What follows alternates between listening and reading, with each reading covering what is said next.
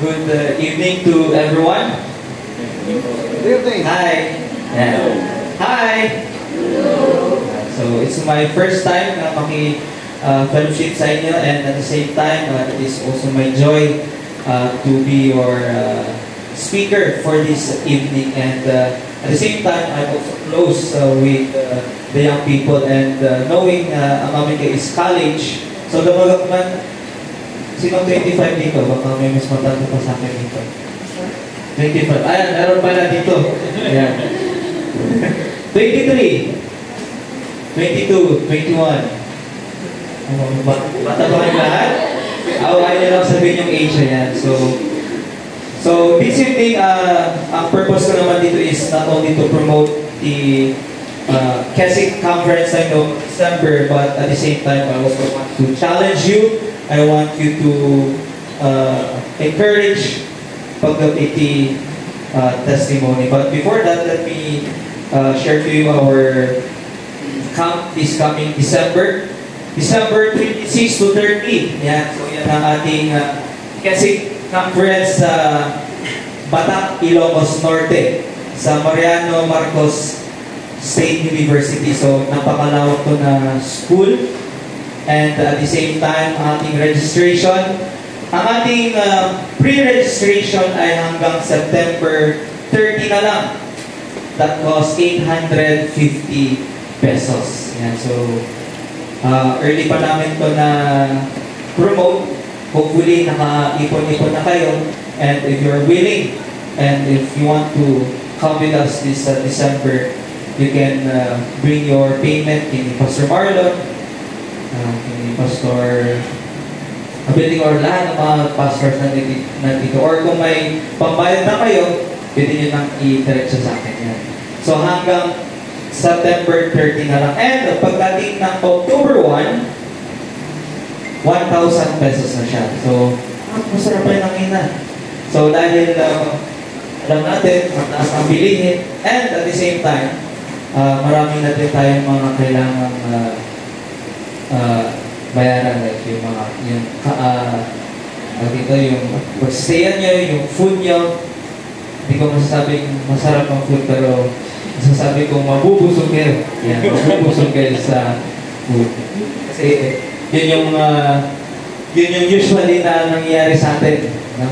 Ayaw kumain sa cup. And our theme is titled Resilient. So sa ano bang meaning ng resilient? Pag sabihin natin resilient, it means, in other words, to bounce back. So kung this year, sobrang down ka na, ayaw mo nang bumalik sa church or anything else, I hope and pray that this camp will be the best day for you to rest and to return to the Lord. Sa ating king verse, Isaiah 40:31, but those who hope in the Lord will renew their strength. They will soar on wings like eagles. They will run and not grow weary.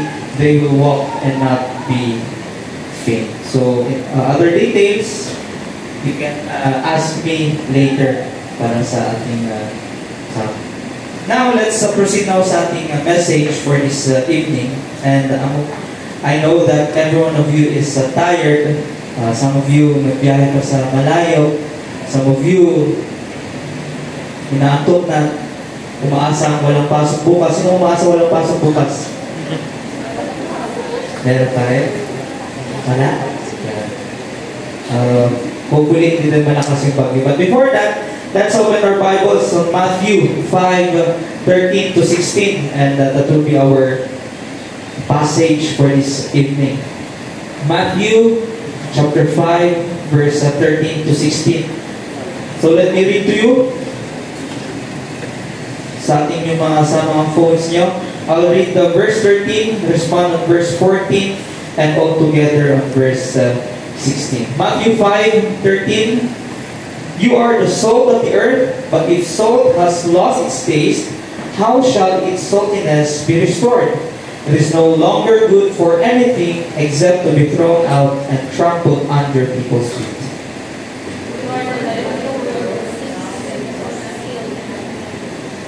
Nor do people light a lamp and put it under a basket, but on a stand, and gives light to all in the house. Altogether, In the same way, let your light shine before others, so that they may see your good works and give glory to your Father who is in heaven. Karagay, Lord, thank you, Lord, for this evening that you've given to us. May you give us extra strength. We pray, Lord, that you would speak to us. Use me, O Lord, as your instrument. We pray that you open our hearts, our minds, our ears as we have this meditation, O Lord. We just ask this prayer to name. In Jesus' name we pray. Amen. So I entitled our message for this evening, Making a Lasting Impact. Making a lasting impact. And I have this question, or di ko lang kung naisip-isip nyo ba ito. Have you ever wondered bakit may ba college dito, di ba? Dati yung college? High school. Yan. High school, college, elementary. Wala naman yan. High school, college yan. Have you ever wondered or naisip nyo ba bakit magsistay kayo sa isang classroom for 1 year? Hindi nyo din ba naisip na bakit some of you would stay sa school for at least 4 years? Iba yun naman ang usually na taon. And kanayon ngayon magbaga tayo or yung nire-reason out natin, dapat let us reach out other people. Let us share the gospel. At the same time, yung topic tayo tatangan be all about testimony. Dapat yung testimony natin, God glorifying, dapat nakikilala nila si Jesus Christ sa buhay natin. Have you ever wondered bakit sa isang taon, you will stay in a classroom with different people, different teachers. At the same time, you'll be staying in a school for 4 years. And yet, i-reason out natin, ay, hindi ako makapag-share. I-reason out din natin, ay, pangit yung testimony ko. Ang testimony ko sa school, pagdating sa church, may halo, alam niyo yung halo, may pakpak. Pagdating sa school, may sungay, may tinitor na hawak. Sila ang pasimuno sa mga kalokohan. And you know what, as a student, if hindi nyo may isip o ma-realize that you have a impact to your classmates, to your teachers, especially for us who believes in the Lord Jesus Christ, to those who has relationship with the Lord Jesus Christ. Alam niyo ba na magagamit pa rin tayo sa loob ng classroom? Magagamit pa rin tayo sa ating mga kaibigan sa school.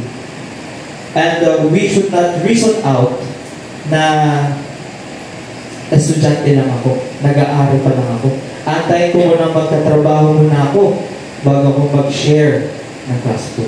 For as long as that you're still a student, you have that privilege and we are commanded to share the gospel to everyone. And for this evening, we'll be talking about your testimony. Your testimony. So, ano yung question dito eh? Next slide. Kung ano dito eh, are we reflecting Jesus or the Word? Are you reflecting Jesus or the Word? Huwag na natin itago. There is struggle as a student. Naging estudyante din ako.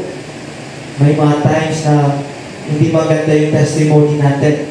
There is struggle. There are times na nako-compromise yung faith natin. Example, sa mga boys dyan, sa mga mahilig sa green jokes, may tumatawa sa likod. Di ba, ipis na dapat hindi tayo makitawa, hindi tayo makijoin. Tayo pa yung pasimuno magbigay ng mga green jokes. Tayo pa magbibigay ng mga kalokohan. Sa mga babae naman, pala nyo, mga lalaki lang. Sa mga babae naman, mahilig tayo mag-chismis. Tumatawa siya, uy, totoo yun.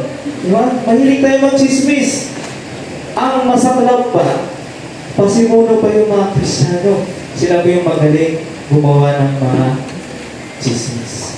And this question would also make us realize, are we reflecting Jesus Christ to others? Or are we reflecting the world? When people look at you, do they see someone who blends in with the crowd or someone who stands out as a light for Jesus?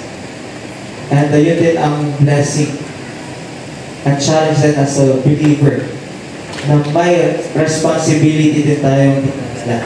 And that is, it is not our testimony, it is not all about us, but it is all about Jesus Christ. Yun yung dinadala nating pangalan. Just like yung theme natin, or yung tawag sa atin, we are ambassadors for Christ. In other words, we are representatives.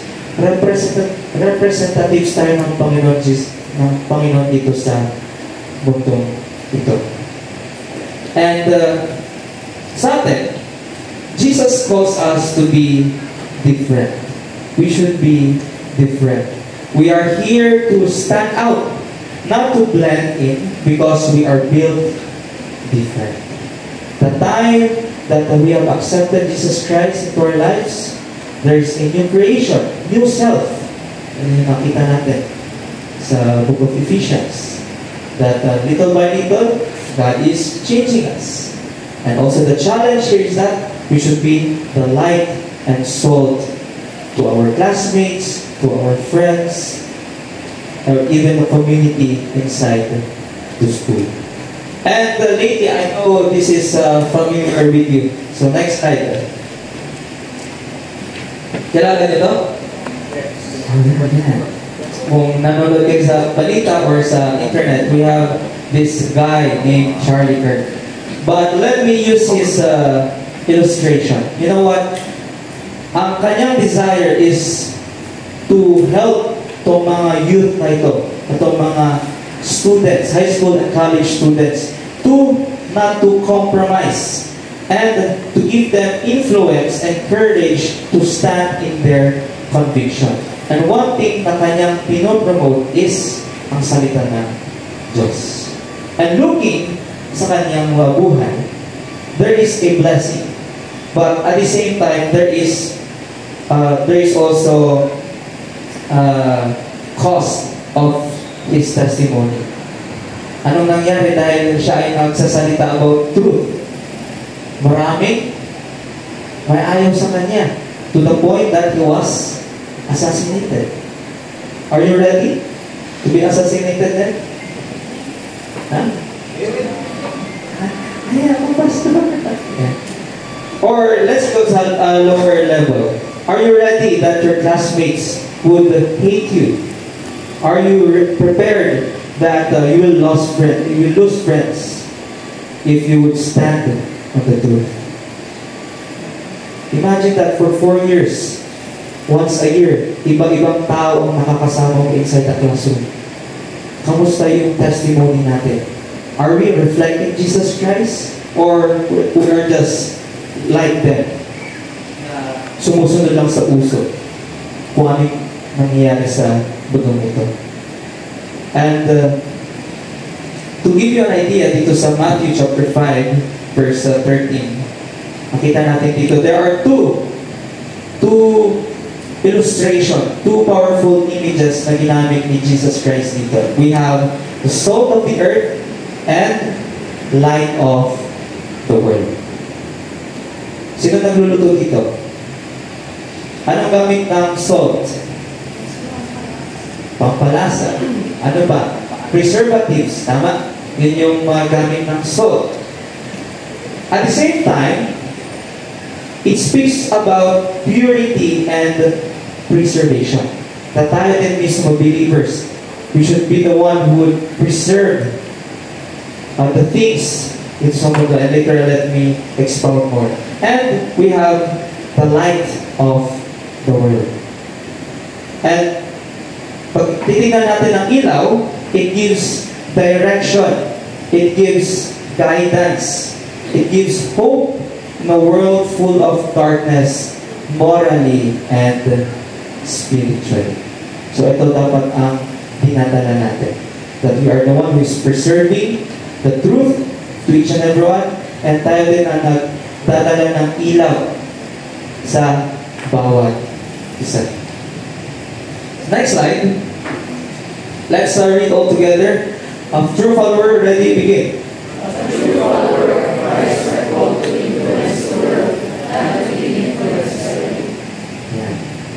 Medyo ano yan, medyo malaki yan. Influence the world. But you know what? You can influence your classmate. You can influence your friend with your testimony. By just showing to them. By just, pinapakita nyo sa kanila na you are a follower of Jesus Christ. Kinahihiyan nyo ba ang Panginoon Diyos? Are there times na tinatago natin ba ang Panginoon Diyos sa buhay natin? O alam ba ng mga classmates nyo that you are a follower of Jesus Christ? And take note, marami din tayong nakikita ngayon na yes, they say that they are Christians, followers daw sila ni Jesus Christ. Pero kung titignan natin ang kanilang buhay, taliwas naman, malayo sa sinasabi ng salita ng Diyos. But I hope for this evening, as a true follower of Christ, we are here to influence the world. And we know that day by day, maraming mga balitang nakikita natin. Anong nangyari nung lately lang? Mga estudyante, college students, anong ginagawa nila? Nag-rally. Pero sana, tayong Christian, sana hindi tayo nakikipag-rally. Pero dapat nandito tayo lumalaban. Through prayers, we are sharing to them about the Word of God and revealing to them who Christ is in our life. So for this evening, let me share three things. Three things na makita natin sa Matthew 5. Number 1, let us be pure in heart and actions. Let us be pure in our heart and actions. Jesus compared us sa isang salt. And what does Jesus mean here? So it means that we are here to bring preservation. And at the same time, we should not compromise. Ano bang nangyayari sa atin? We are compromising at times. Para lang maitago natin yung identity natin sa Panginoon Diyos, sinusunod natin kung ano ginagawa ng mundo. Ano bang kadalasan ginagawa ng estudyante? Cheating. Nag-cheat na kayo? Cheating. Dishonesty. Also in college students, let's also open this one. Sexual immorality. Or even joining in the worldly trends. Yung mga Christians na sasayaw sa TikTok, o ano-ano, ewan ko ba? But here, God calls us not to be perfect, but He wants us to obey in His word. Let us be pure in our heart and actions. It is about choosing to honor Him. It is about choosing to obey Him with our body, with our mind, and with our actions. So, paano tayo maging pure sa ating puso at sa ating actions? Let us continue to protect your heart. Protect your heart. Guard your heart. That's like what the Bible says here in the book of Proverbs. What goes into your heart will eventually come out into your life. Kaya kung ano yung naririnig nyo, kung ano yung nakikita nyo sa internet, at yun yung isinasa puso nyo, rather reading the Bible, praying, ganun din ang may papalabas natin sa ibang tao. Kaya kung tayo, imbis na words of encouragement ang sinasabi natin, baka we're still struggling, puro mga bad words pa yung masasabi natin. As later on, mag-share tayo ng about kay Jesus Christ. Hindi. Sikaw na pinagbagulat paano nang sabi nila, diba? So let us protect our heart. So whatever the things that you hear, what you read, guard your heart. Ang ating basis is lagi makikita dito sa Bible. At the same time, let us preserve your body. Ano bang Ibig sabihin ko dito, let us preserve our body. Let us honor God with our body. Honor God through your tongue, through your fingers, your hand. No, madami pwedeng gawin ng kamay yan. Pwedeng nanununtok ka, nananampal.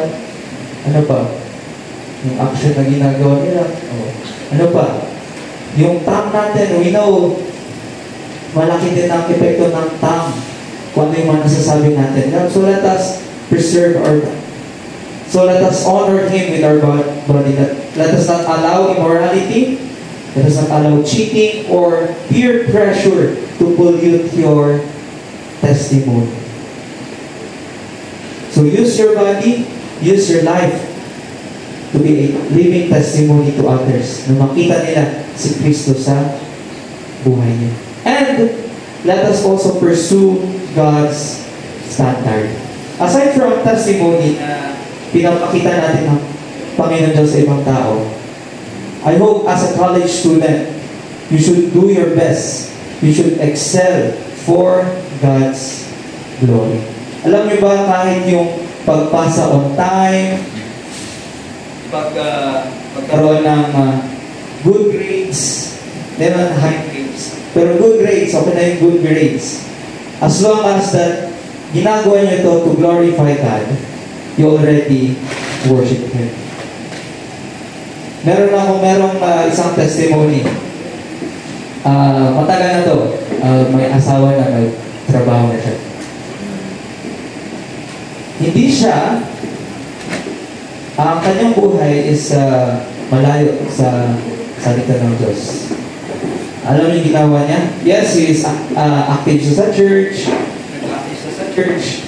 Pero one time, sabi niya, review niya, nursing kasi siya. Nursing. Sabi niya, isusurrender niya daw muna lahat ng mga ministry. In short, hindi daw muna siya mag-ministry. Magpo-focus lang daw siya sa review niya sa boards. And after that, tapos na yung exam. Yan. Dumating na yung results. Alam niyo yung nangyari? Hindi siya pumasa. Because of that motive, because of nakita niya, sabi ko, ginawa naman niya para sa Panginoon Diyos. Sinabi niya pa sa mga classmates niya na magpo-focus o sa mga friends niya pala sa church, magpo-focus siya sa review niya. Isasabi niya muna yung ministries niya. Ano nangyari? Ayun, hindi binigay ni Lord yung result sa kanya. So, he was really disappointed. He was really disappointed. At dahil doon niya na-realize na as a student, you should do your best. Still, you should balance din yung ministry niya at yung buhay estudyante. Ano yung madalas na sinasabi natin as a student? Pag tinatawag tayo ni Pastor, tara, ministry tayo, tara, mag-attend ng fellowship. Busy ako, daming requirements. Pero yung grade nila, 3.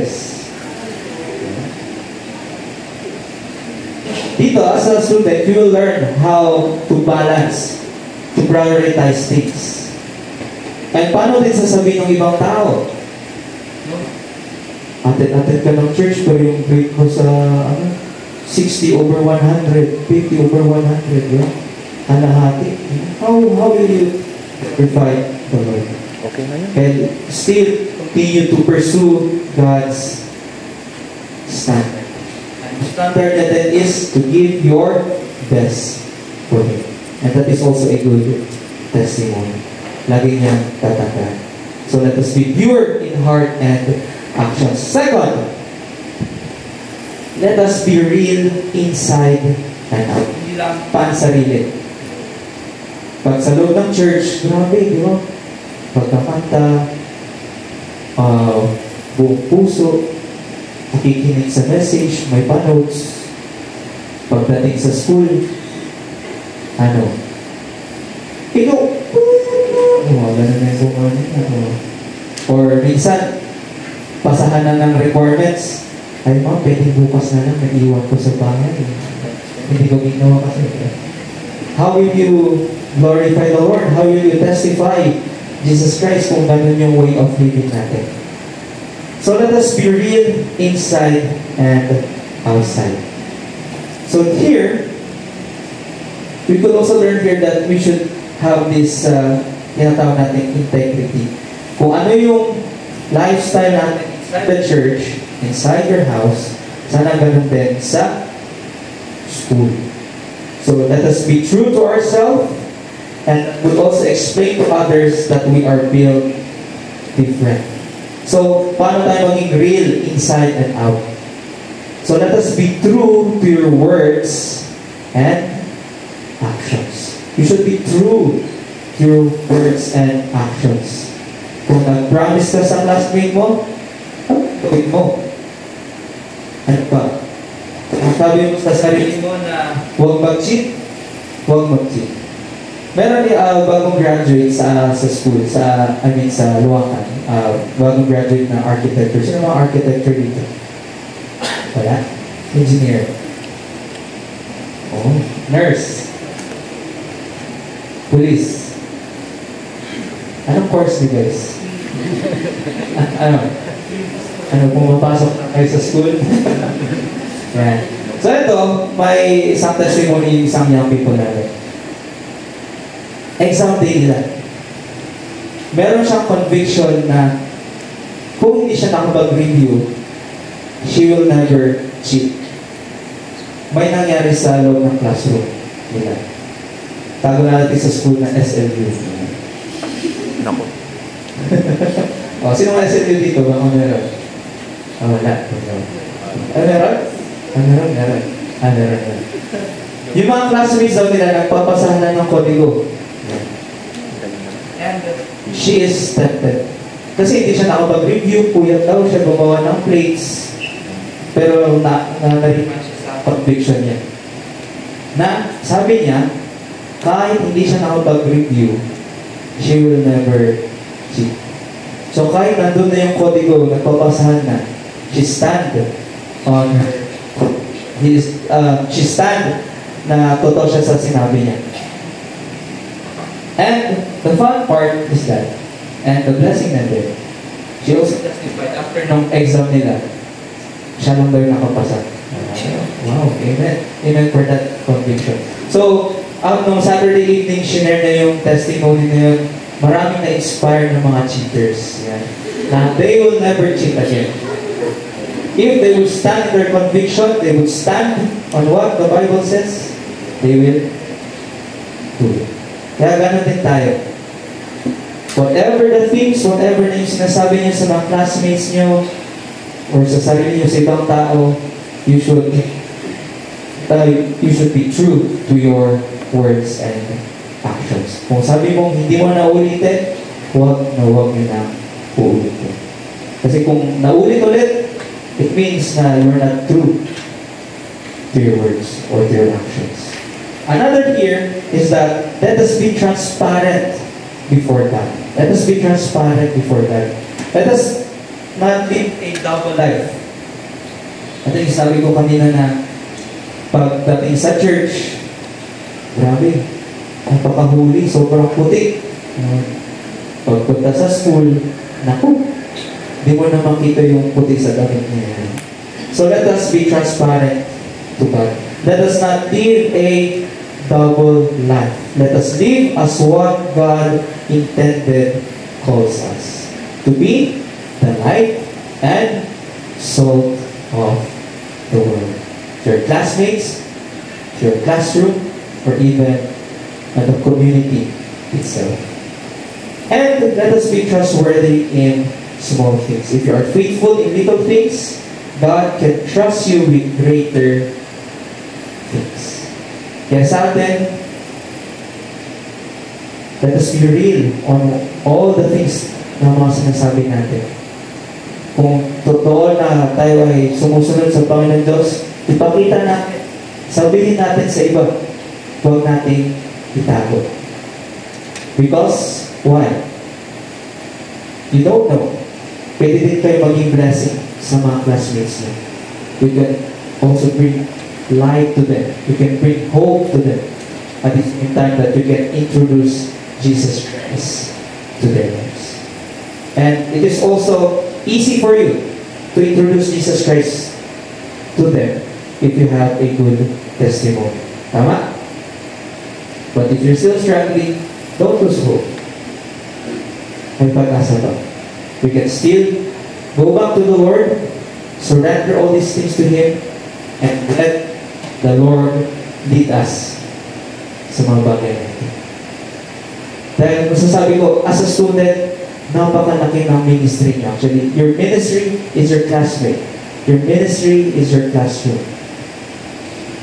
Sa isang classroom, you have 40, 30 students.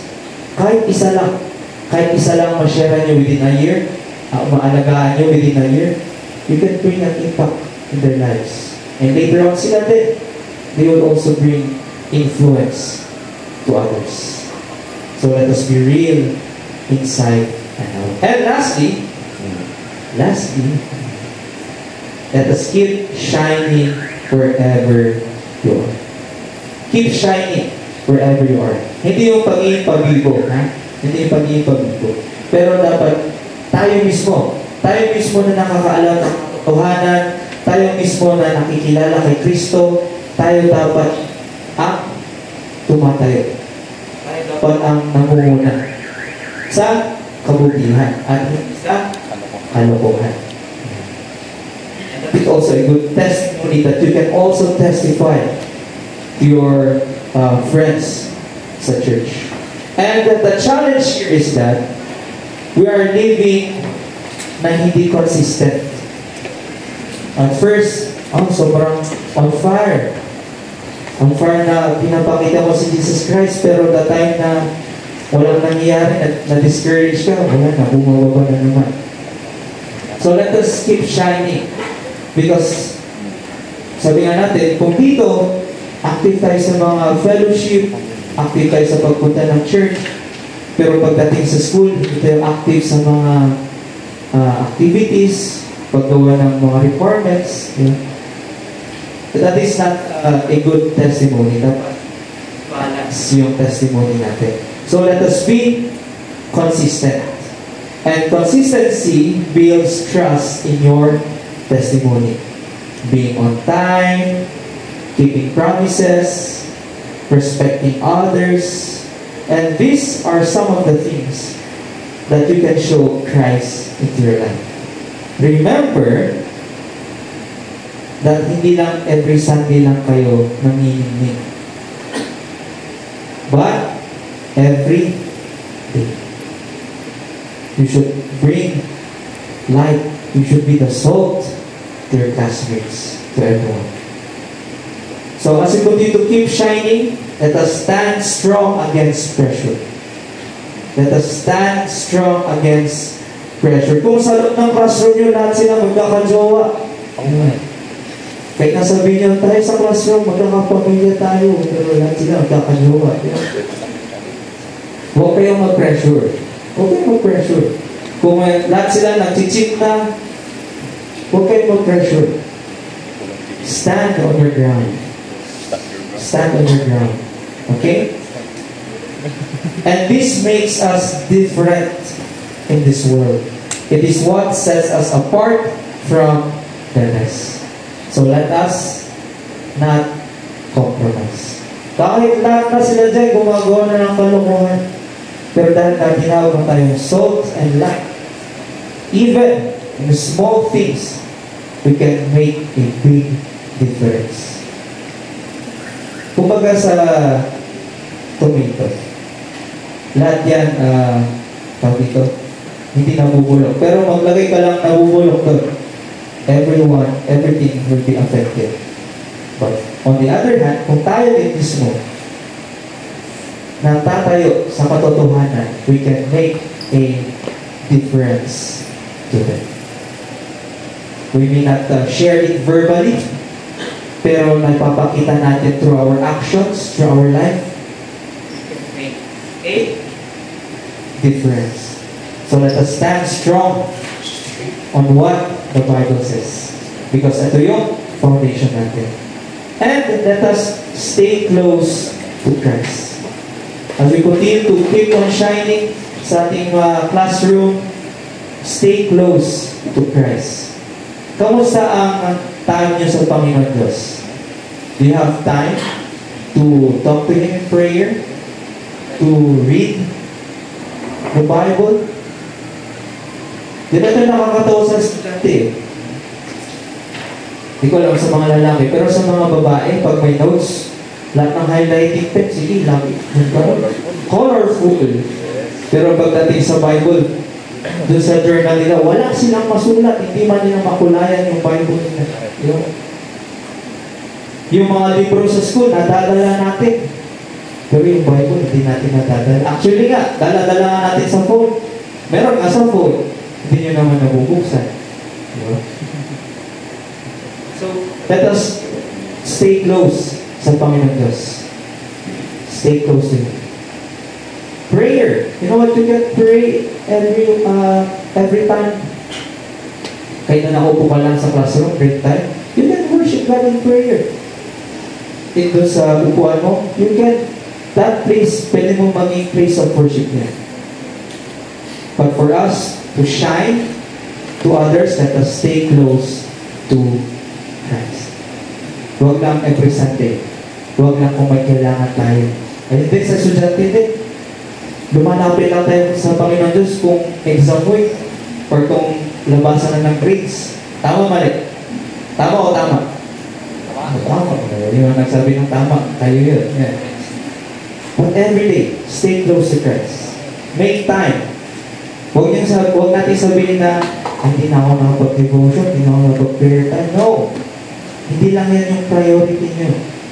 Make time. Make that as your first priority. You can worship God in everything that you do as a student, as long as that you prioritize. And let us shine in all seasons. Let us shine in all seasons. And as I close, let me share this testimony. Being a Christian in a school is very difficult.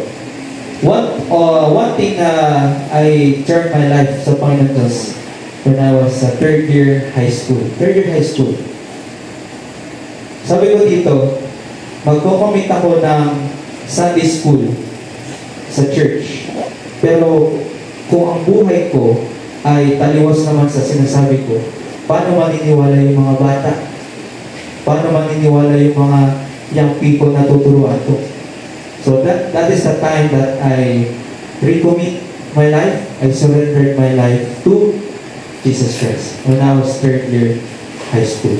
And starting from that day, lahat ng mga ginagawa ko, I am careful. Careful in a way na hindi ko tinatago yung identity ko sa Panginoon Diyos, but in a way that before I do an action, before I would speak, I will ask myself, is it glorifying? Is it magnifying sa Panginoon Diyos? Mag-bless ba? Makikita ba nila si Kristo sa buhay ko? O makikita pa rin nila yung buhay ko? So, sa school, makilala nila kung tinatawag nilang pastor. Ayan ko si pastor. Pero sa akin, hindi yun nakakababa. Nakaka-proud yun. Why? Because they could see Jesus Christ. And every time na may mga gathering, every time na may mga event, they would call me. Beaver, pwedeng ikaw mag-pray? Beaver, pwedeng sa birthday ikaw mag-pray sa akin? Okay lang, sure. And because of that influence, and because of the influence that I have sa mga friends ko, sa mga kids din, dahil, maliit ako, pero pabibo ako pabibo yan. Lagi kong sinishare sa kanila that it is only Jesus Christ who changed my life. It is only Him kung bakit ako nandito sa position na ngayon. And it is also my blessing to share this message because this is also close to me. Because every Thursday, every Friday, I am handling 280 na students. 280 na students just to teach them about the gospel. And lagi kong sinasabi sa kanila, you can make a difference kahit sa high school, kahit high school student mo yun. And nakakatuwa lang because some of them, they use their influence to reach out other people. Kaya lagi nilang sinasabi, marami silang struggle. Minsan to the point na mako-compromise yung faith nila. Pero sabi ko, still, stand on your ground. Stand on what the Bible says. Show to them. Because, yun nga, ang daladala niyong pangalan ay hindi ang iyong buhay, pero ang pangalan ni Jesus Christ. So as a college student, even in small ways, in big ways, you can make a difference. You can influence them. Ano yung influence natin? It's all about Jesus Christ. Kaya it is not an accident. Bakit nandyan ka na school na yan?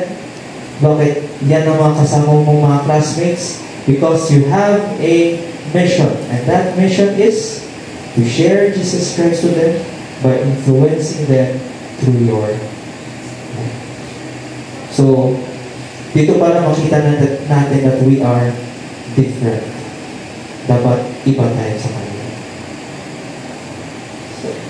So sa ating small group, just 2 questions only. What lesson or impact I have learned from tonight's message? Doon sa tatlo or kung ano yung na-struck sa inyo. And second is, how will I display the goodness of God for the remaining 3 months of 2025? Ano specific time? Kung yung past 9 months, bilang pa. 9 months, hindi natin na ipakita ang Panginoon Diyos sa buhay natin. Let me challenge you.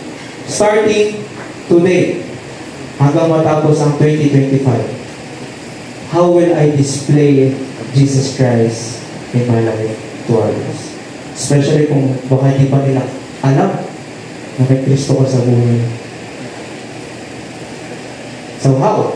How will I display the goodness of God for the remaining 3 months? Hindi lang saan na matapos yung 3 months but until bumalik ang Panginoon Diyos. So I hope that your testimony will be a blessing, will be the light to others, and salt sa mga kasama namin.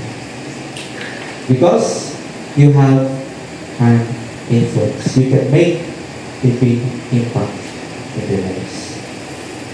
Let's pray. Lord, thank you, Lord, for this evening, for this reminder na binigay niyo that, yes, Lord, there are times that there is struggle, mahirap, Lord, na times na we compromise, kami ay nasusway ng mga makabundong bagay, but I pray for this challenge, O Lord, that this would be an encouragement and also this would be an eye-opener sa aming buhay na we have this mission inside our classroom, sa mga classmates, O Lord. It is an accident na sila ang makakasama namin. It is not an accident na dito nyo kami nilagay. But because of we have this mission, O Lord. And through our testimony, I pray that we will be the light and salt to them, that they may see Christ into our lives, and that they may also know you to be their Lord and personal Savior, O Lord. I pray for these students na nandito that they will use their influence, that they will use their lives, O Lord, to share you wherever they go, wherever they are, O Lord. Thank you, Lord, for this blessing, and just commit these students to your name. We continue to guide them, protect them, also bless them in their studies, O Lord, that they will do their best for your glory, O Lord. And all of these things, O Lord, we ask it in your name, in Jesus' name we pray.